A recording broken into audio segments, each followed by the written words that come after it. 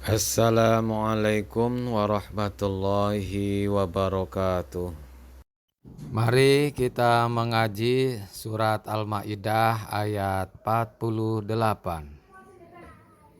A'udzu billahi minasy syaithanir rajim. Bismillahirrahmanirrahim.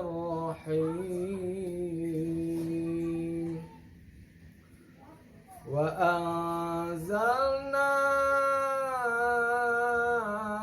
ilaikal kitaba bil haqqi musaddiqan lima baina yadayhi minal kitab musaddiqan lima baina yadayhi minal kitabi wa muhaiminan alaihi fahkum bainahum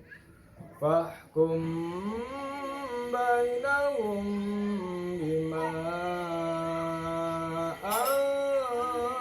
anzalallah wa anzalna ilaika.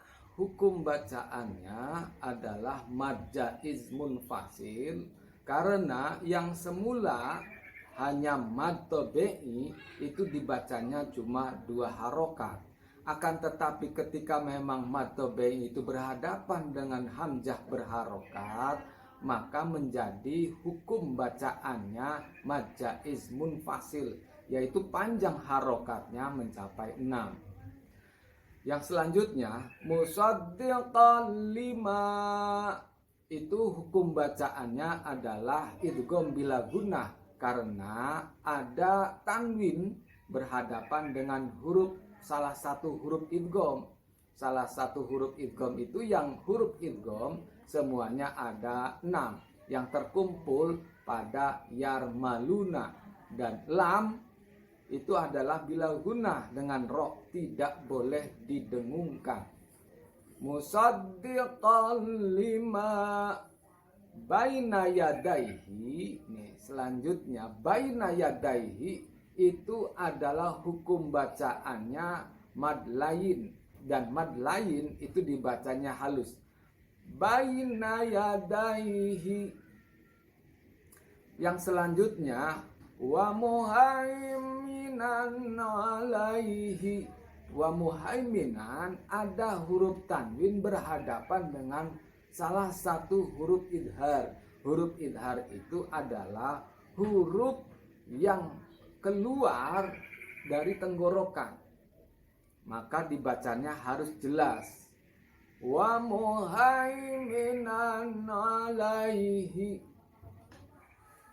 Ada 5 perintah yang termaktub, yang tersurat dalam surat Al-Maidah ayat 48. Yang pertama, Allah Subhanahu wa ta'ala memerintahkan untuk berpegang teguh kepada Al-Quran sebagai kitab sucinya umat Islam, dan juga Al-Quran itu sebagai sumber utama dalam menetapkan hukum. Dan jika memang tiada dalam Al-Qur'annya, maka sebagai sumber hukum yang keduanya adalah as-sunnah atau al-hadis, sebagaimana telah disebutkan dalam hadisnya, taraktu fikum amroini ing tamassaktum bihima lang tadillu abadan, kitaballahi wa sunnatar rasul. Aku tinggalkan 2 perkara yang jika memang berpegang teguh kepada keduanya, maka tidak akan tersesat selama-lamanya, yaitu Al-Quran dan As-Sunnah. Yang jika memang tiada juga di keduanya, Al-Quran dan hadisnya tiada, maka sebagai sumber hukumnya adalah ijma ulama dan qiyas. Yang kedua, Allah Subhanahu wa ta'ala memerintahkan untuk tidak menggunakan selera nafsunya dalam menetapkan hukum. Karena memang jika selera nafsunya yang dikedepankan dalam menetapkan hukum, tentu dong akan bertabrakan dengan Al-Quran, akan bertabrakan juga dengan hadis, dan juga tidak akan sesuai dengan ijma ulama dan qiyas. Karena ijma ulama yang memang betul-betul memenuhi kriteria sebagai ulama. Yang selanjutnya, yang ketiga, Allah Subhanahu wa ta'ala memerintahkan untuk toleransi. Kenapa? Karena Allah sudah menciptakannya. Allah sudah menciptakannya tidak menjadi umat yang satu.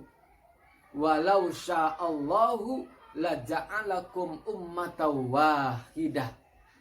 Dan jika memang Allah itu berkehendak untuk menciptakan umat yang satu, maka akan tercipta. Tetapi Allah tidak. Itu adalah sengaja. Toleransilah yang dibangun karena perbedaan itu.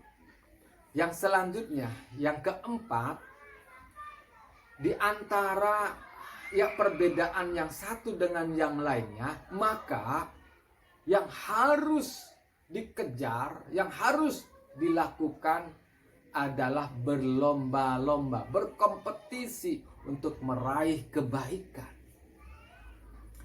Yang kelimanya, ingat, dari perbedaan itu antara yang satu dengan yang lainnya, tiada yang lain. Semuanya pun akan kembali kepada Allah. Yang jika itu adalah baik, maka akan ditempatkan pada tempat yang mulia di sisi Allah. Tetapi jika sebaliknya, hanya yang dicari adalah hawa nafsu, keinginan, kepuasan batinnya, maka kerugianlah nanti yang akan dirasakan nanti di akhirat. Demikian penyampaian materi surat Al-Maidah ayat 48 yang mudah-mudahan bisa dicerna dengan baik. Bapak akhiri dengan mengucapkan wallahul muwaffiq ila aqwamit thoriq. Assalamualaikum warahmatullahi wabarakatuh.